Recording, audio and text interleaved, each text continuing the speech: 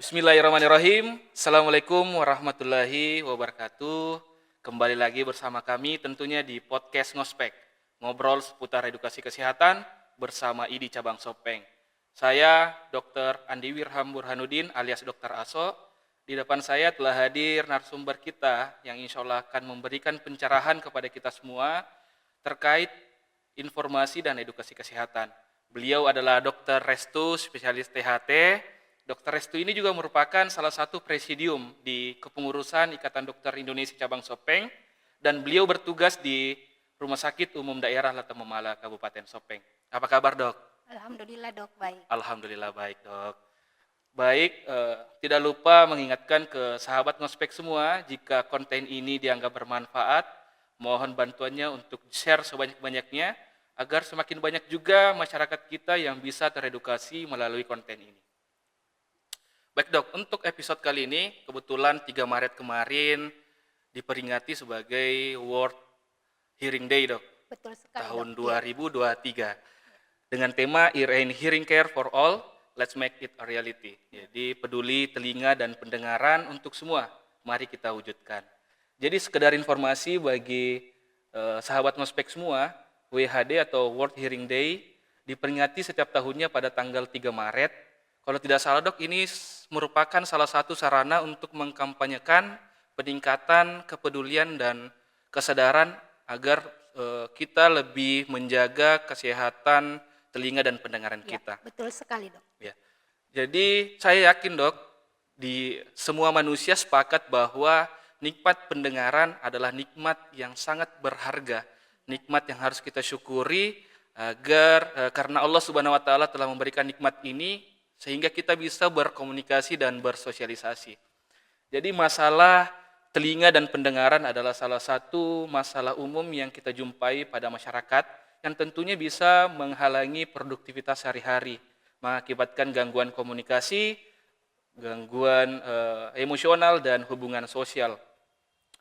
Apalagi pada anak-anak, gangguan telinga atau gangguan pendengaran atau ketulian tentunya sangat berpengaruh terhadap prestasi akademik atau prestasi belajar di sekolah dan juga mempengaruhi perkembangan wicara anak-anak kita, dok. Ya, betul dok. Kemudian WHO mencatat lebih dari 1,5 miliar manusia atau kurang lebih 20% dari populasi global yang hidup dengan gangguan pendengaran. Ini luar biasa dok sebenarnya. Mungkin di masyarakat kita banyak menyepelekan terhadap apa yang dialami dengan pendengarannya dok. Acuh. Padahal ini menurut saya sangat penting dok untuk kita menjalani kehidupan kita sehari-hari. Baik dok, mungkin banyak pertanyaan dok tentang kesehatan telinga dan pendengaran. Apalagi ini kita dalam rangka memperingati World Hearing Day. Yang pertama dok, bagaimana sih sebenarnya cara membersihkan telinga dok? Dan apa memang harus kita secara rutin membersihkan telinga kita dok? Oke, baik dok. Terima kasih sudah mengundang saya di tempat ini untuk berbagi. Mudah-mudahan ada manfaatnya. Oke, saya coba jawab pertanyaannya dok. Jadi kita tahu di dalam telinga itu ada diproduksi kotoran telinga ya dok. Jadi kotoran telinga sendiri itu sebenarnya adalah produk normal yang dihasilkan oleh kulit liang telinga di sepertiga bagian luar liang telinga kita. Jadi itu sebenarnya dalam jumlah yang normal kotoran telinga itu ada fungsinya atau bermanfaat untuk menjaga kesehatan telinga dan pendengaran kita. Jadi kotoran telinga dalam jumlah yang normal itu atau yang biasa kita sebut serumen itu berfungsi untuk menyaring kotoran-kotoran, debu-debu dari luar, melindungi dari benda-benda asing, dan karena sifatnya yang bersifat asam, maka serumen atau kotoran telinga itu bisa menghambat pertumbuhan dari kuman-kuman, misalnya bakteri, jamur yang bisa menyebabkan terjadinya infeksi pada liang telinga atau saluran telinga kita. Nah, sebenarnya secara alamiah Tuhan itu Allah Subhanahu wa taala telah menciptakan telinga itu dengan kemampuannya sudah untuk mampu membersihkan diri sendiri. Jadi sebenarnya secara normal, pada kondisi yang normal itu kita tidak perlu membersihkan telinga secara rutin. Karena telinga itu diciptakan sudah dengan mekanisme pembersihannya diri sendiri yang tanpa kita sadari biasanya. Mekanismenya itu terjadi pada saat kita menggerakkan rahang. Jadi pada saat kita berbicara, kita mengunyah atau menguap, itu kotoran telinga bisa keluar dengan sendirinya, Dok. Seperti itu. Jadi ternyata tidak semua kotoran itu kurang baik. Jadi ternyata contohnya kotoran telinga ternyata ada manfaatnya. Luar Dalam biasa. jumlah yang normal ya, Dok? Dalam jumlah yang normal. Oh baik dok, ada garis bawahnya. Nah kadang dok, kalau saya sendiri lagi kosong nih dok di rumah, tiba-tiba gatal ini telinga dok. Apakah boleh kita membersihkan telinga dok? Atau mungkin kapan kotoran dalam liang telinga itu kita perlu bersihkan dok? Iya. Jadi yang perlu digarisbawahi memang yang itu, Dok. Jadi dalam jumlah yang normal kita tidak perlu membersihkan kotoran telinga atau serumen itu sendiri. Jadi kapan kotoran telinga harus dibersihkan dan memerlukan tindakan khusus itu yaitu kondisi di mana kotoran telinga atau serumen yang menumpuk dan menimbulkan penyumbatan di dalam liang telinga, Dok. Ya. Jadi biasanya kalau sudah menyumbat atau mengumpul itu biasanya sudah menimbulkan keluhan, misalnya gangguan pendengaran, telinga yang tersumbat, telinga berdenging atau yang kita kenal dengan tinnitus, bahkan bisa sampai menyebabkan nyeri telinga.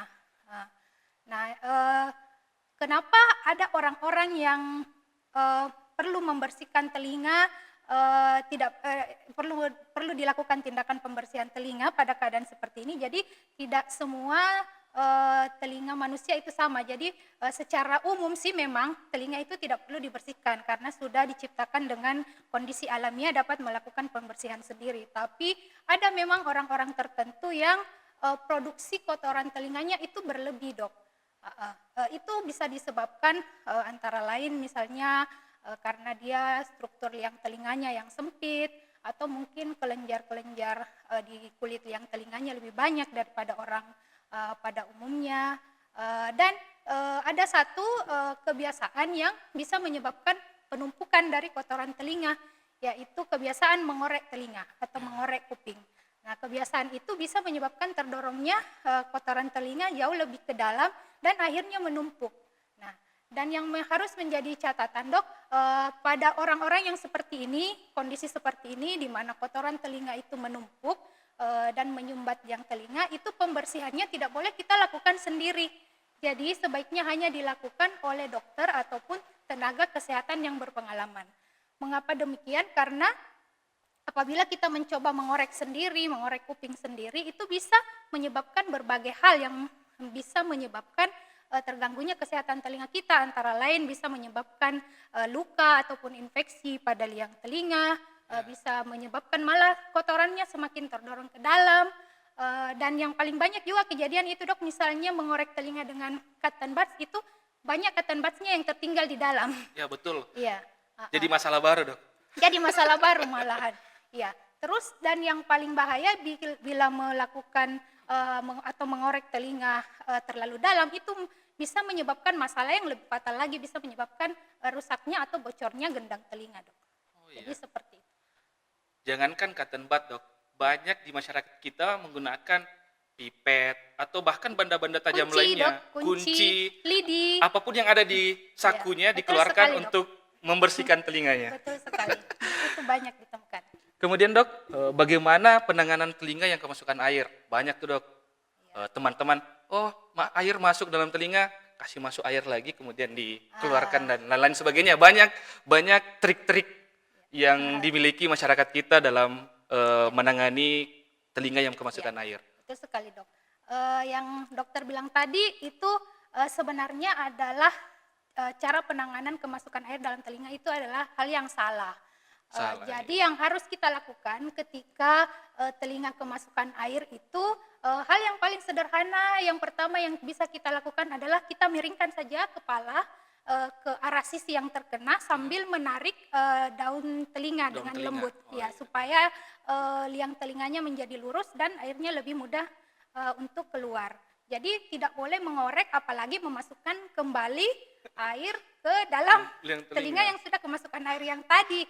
Nah, pada kondisi tertentu dok, misalnya sudah melakukan hal seperti yang saya jelaskan tadi, tapi misalnya keluhannya masih ada dok. Misalnya telinganya masih sakit atau masih tersumbat atau berdengung. Nah, pada kondisi seperti ini mungkin memerlukan pemeriksaan oleh tenaga kesehatan karena mungkin saja di dalam liang telinganya itu mungkin terdapat penumpukan kotoran sehingga air yang masuk itu terperangkap di dalamnya. Nah, pada kondisi seperti ini memerlukan penanganan khusus dari dokter di fasilitas kesehatan. Seperti itu, dok. Ini ilmu yang sangat bermanfaat. Jadi jangan sekali-sekali jika telinganya kemasukan air, justru menambahkan air lagi untuk didorong keluar. Itu salah. Itu sangat keliru. Kemudian dok, selanjutnya apa penyebab telinga biasa berdengung dok? Oke dok, jadi telinga berdengung atau dalam bahasa medis itu kita sebut dengan tinnitus. Tinnitus itu sebenarnya adalah suatu sensasi bunyi yang kita dengar yang tidak ada sumber suaranya dari luar. Jadi penyebab tinnitus itu sebenarnya sangat banyak dok, mulai dari permasalahan di telinga sampai di otak. Jadi penanganan tinnitus itu tergantung dari penyebabnya. Jadi harus dilakukan pemeriksaan THT yang lebih mendalam untuk mengetahui penyebabnya. Jadi penyebab tinnitus itu bisa karena adanya gangguan di telinga bagian luar atau di liang telinga, bisa karena penyebabnya di telinga bagian tengah, bisa juga penyebabnya karena di telinga bagian dalam, bahkan pada sampai saraf dan di otak. Jadi penanganannya tergantung kausanya atau penyebabnya di mana. Nah, penyakit, jadi sebenarnya itu dok, tinnitus itu sebenarnya bukan diagnosa penyakit ya, jadi dia adalah salah satu gejala yang timbul akibat dari suatu penyakit. Jadi misalnya penyebabnya itu di liang telinga luar, penyakit-penyakit yang bisa menyebabkan terjadinya tinnitus atau telinga berdengung di telinga luar itu misalnya karena adanya penumpukan kotoran telinga. Jadi penumpukan kotoran telinga juga itu bisa menyebabkan telinga berdengung atau mungkin ada infeksi di telinga luar.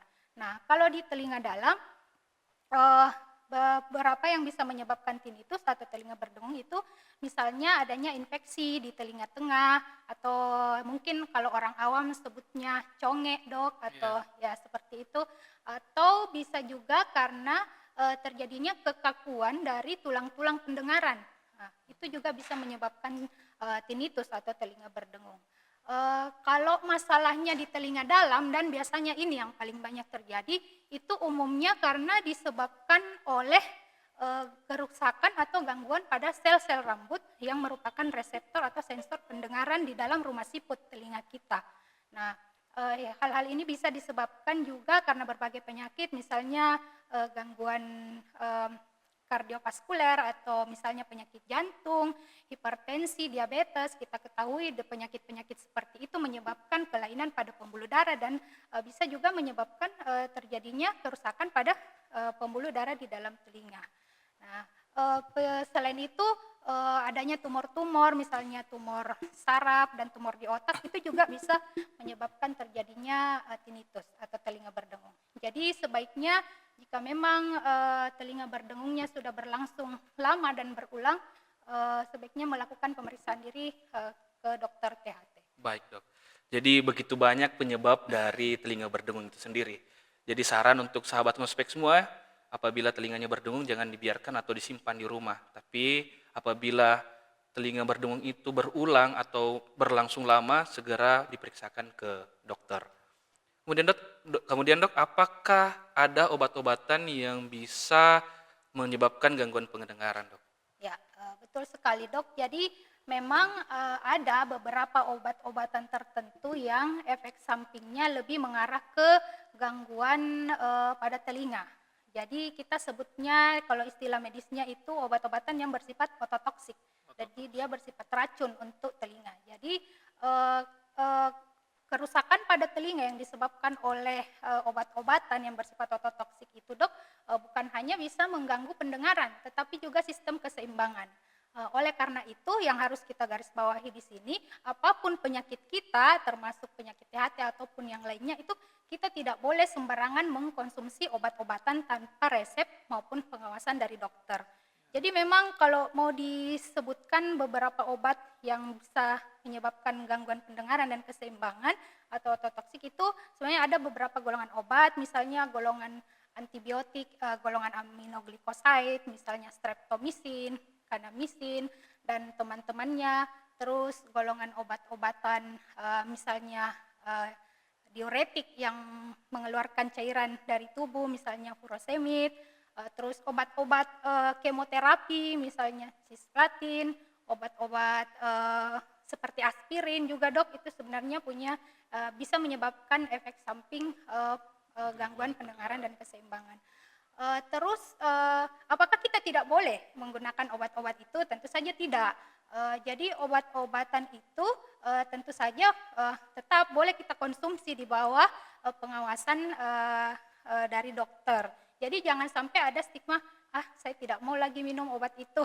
Padahal kalau dikonsumsi secara benar, tentu saja efeknya akan di bawah pengawasan dokter.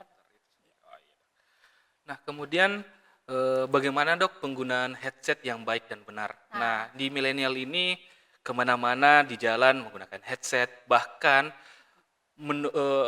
tertidur pun menggunakan headset dok, dari malam sampai pagi menggunakan headset. Nah, bagaimana dok yang baik dan benarnya? Betul sekali dok. Jadi penggunaan headset ini merupakan salah satu juga penyumbang gangguan pendengaran dan ketulian utamanya di usia-usia remaja dok.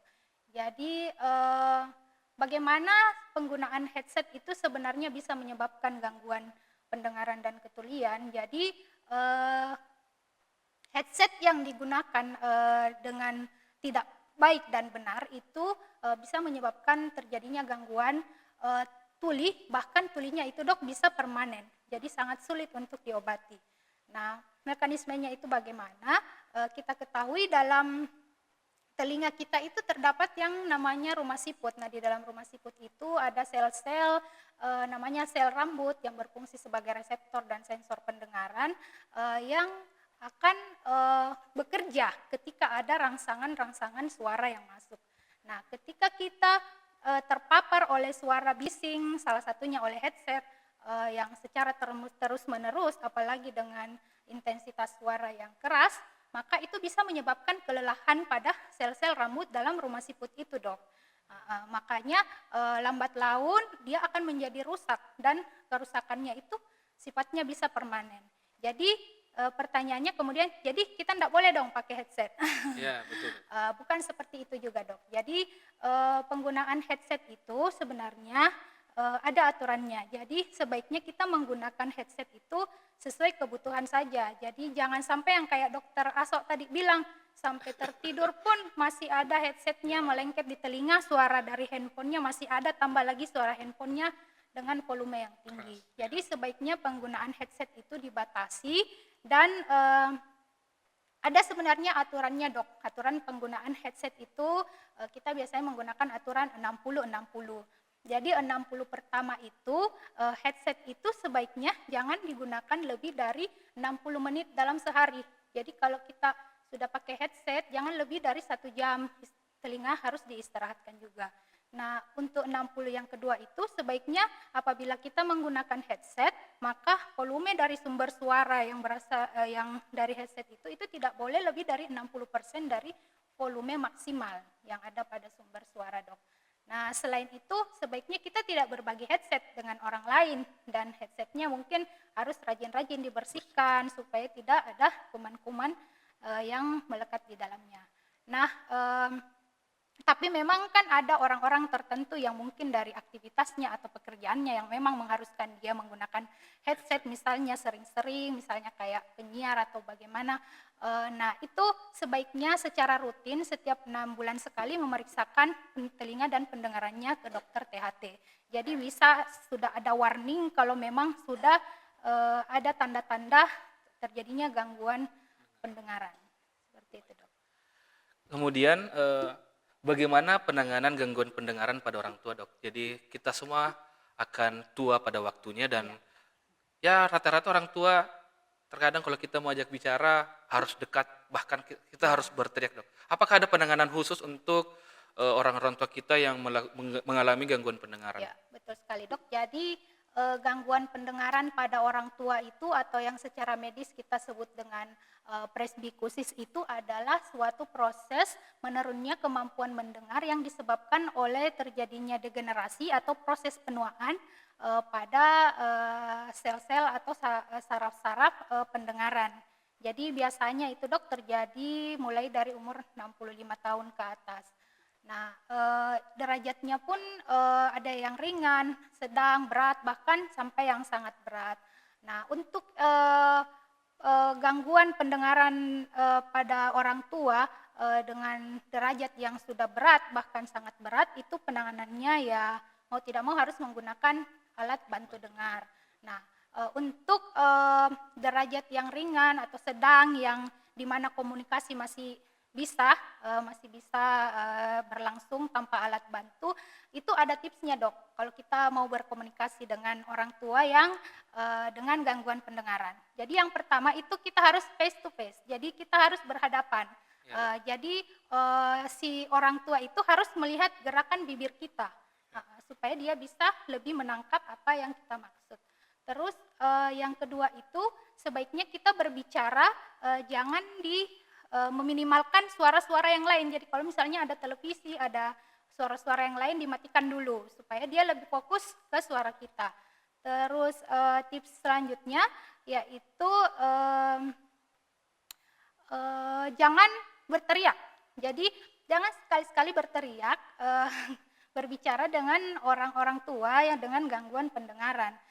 Cukup dengan menggunakan volume suara yang sedikit ditinggikan dok, tapi tidak sampai berteriak, tapi dengan pelan.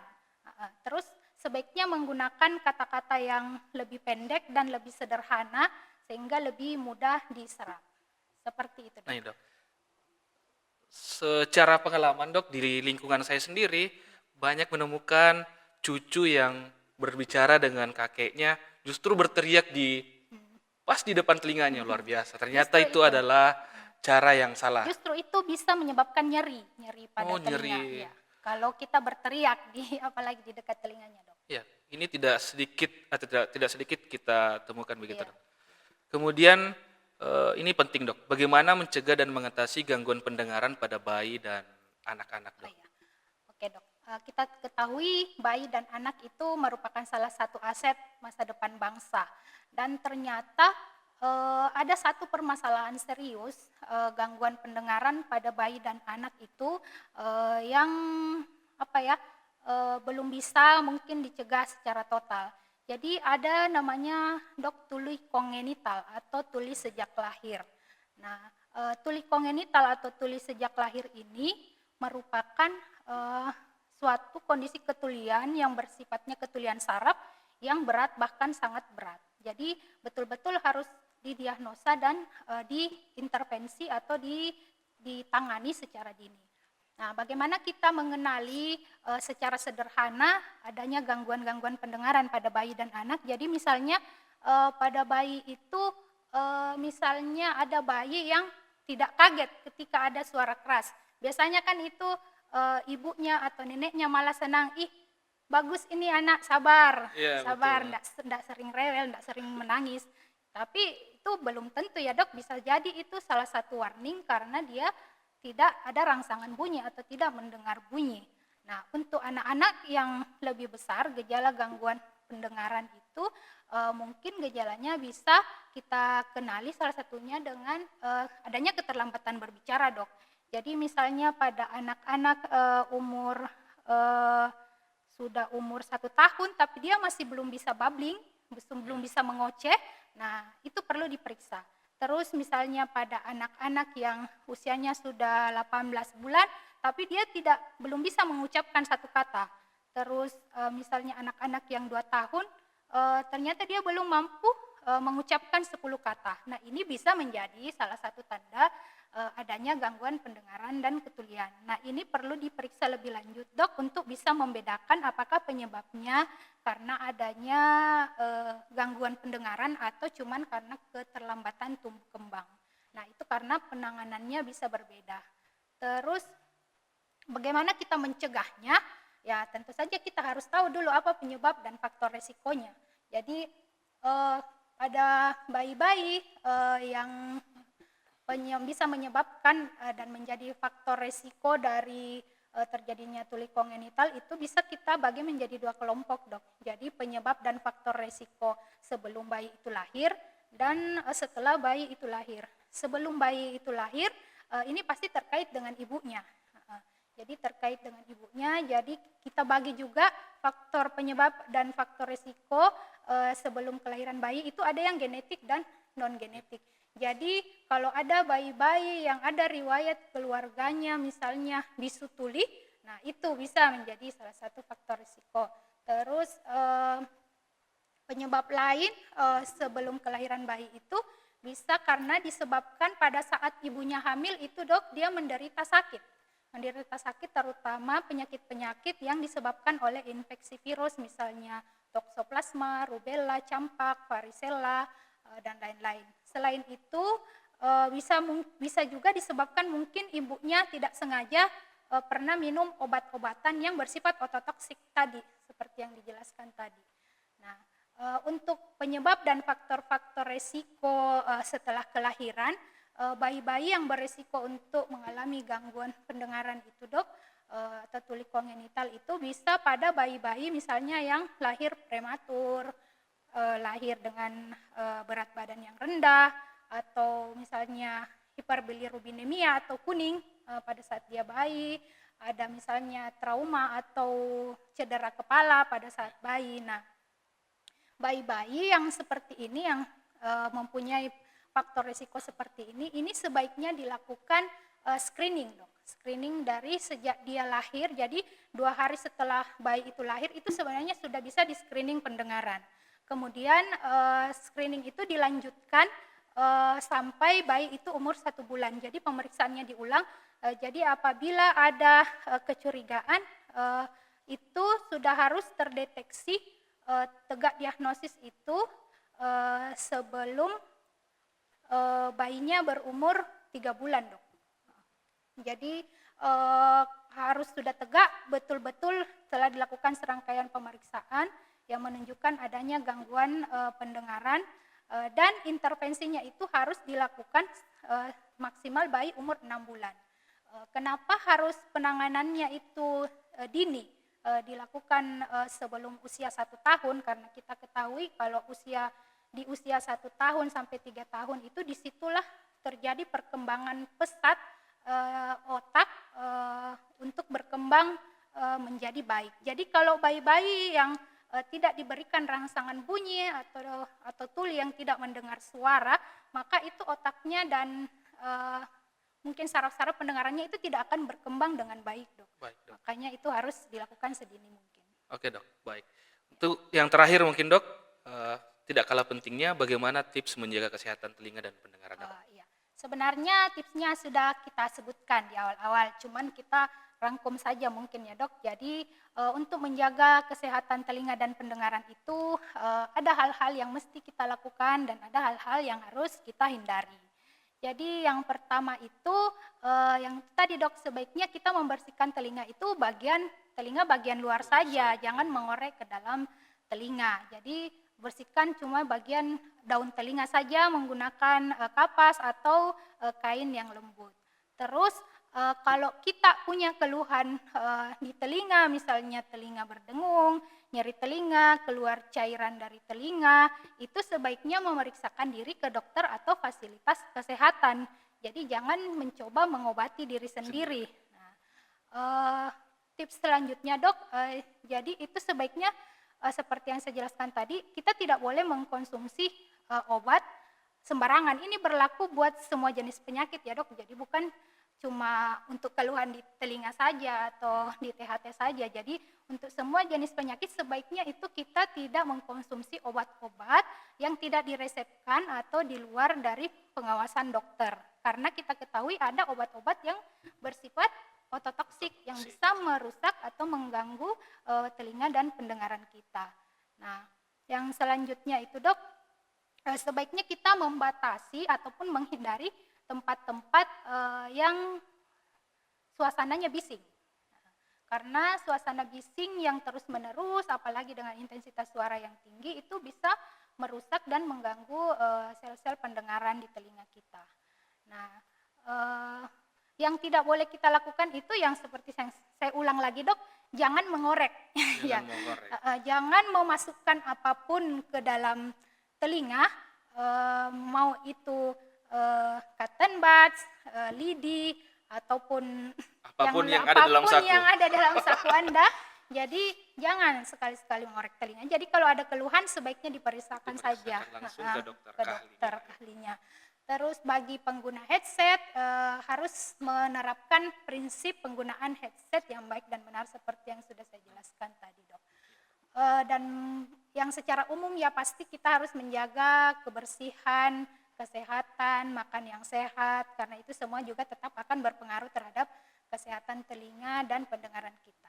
Baik, dok. Saya kira itu dok. Terima kasih banyak dok atas waktu dan sharing ilmunya. Mudah-mudahan apa yang dikatakan Dr. Restu tadi bisa bermanfaat bagi banyak orang dan mudah-mudahan bisa menjadi amal ibadah bagi Dr. Restu karena telah membagi sedikit ilmunya tentang kesehatan telinga dan pendengaran.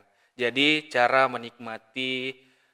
mensyukuri nikmat yang diberikan ke kita adalah dengan cara menjaganya dan menggunakannya secara sebaik-baiknya.